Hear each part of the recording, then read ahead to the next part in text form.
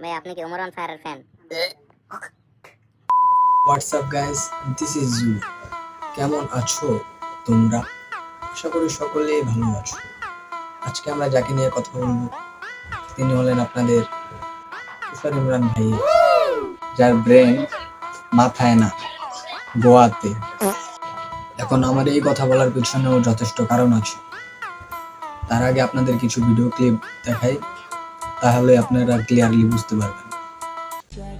আমারে বুঝতে চাইও না, আমি সমুদ্রের মতো সৌন্দর্য উপভোগ করতে পারবা, কখনো গভীরতা মাপতে পারবা না।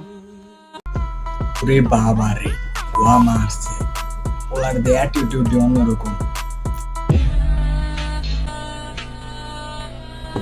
সবই বুঝলাম, মুখের এমন করাটা কি জরুরি ছিল? মানে বাইটটা অন্যরকম, অ্যাটিটিউডটা অন্যরকম। মানে তুই অনেক কোয়ালিটিফুল কন্টেন্ট ক্রিয়েটর, ওমর অন ফায়ারের হেটার। ওরে বাবা, আপনি কি ওমর অন ফায়ারের ফ্যান? মানে তোর নিজের তো কন্টেন্ট বানানোর কোনো আইকিউ নাই, সবসময় অনেকটা কপি করে কন্টেন্ট বানাস। মানে এই বোকাচোদা বাঙালিরে বলদ পায়া নিজের ফেসবুক ফলোয়ার বানায় ফেলছে 1 মিলিয়ন। চলো গাইজ, আমরা আরো কিছু ক্লিপ দেখে আসি, তাহলে বিষয়টা আরো স্পষ্ট হবে।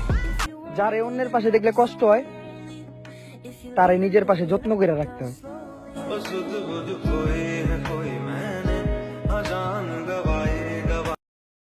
এই এই মাঙ্গেন না তিন ওমর ফায়ার হেটার, ওমরের ভয়েস। ও আপুটি তো আবার ফিল্টারও লাগিয়েছে। এগুলা দেখার পর শুধু ওমরের ফ্যান ব্যাচ না, তোর ফ্যানরাও বলবে। হ্যাঁ, আমি জানি যে ওস্তাদদের মায়ের শেষ রাতে, কিন্তু আমার ধৈর্য কম। আসসালামু আলাইকুম, চলে আসছি আবার। এত কষ্ট দিচ্ছেন দিলটা এখন হয়ে গেছে রাবার। মানত করছে মামা ল্যাংটা বাবা দরবারে রাবার। ভাই আপনি কি ওমর অন ফায়ারের ফ্যান?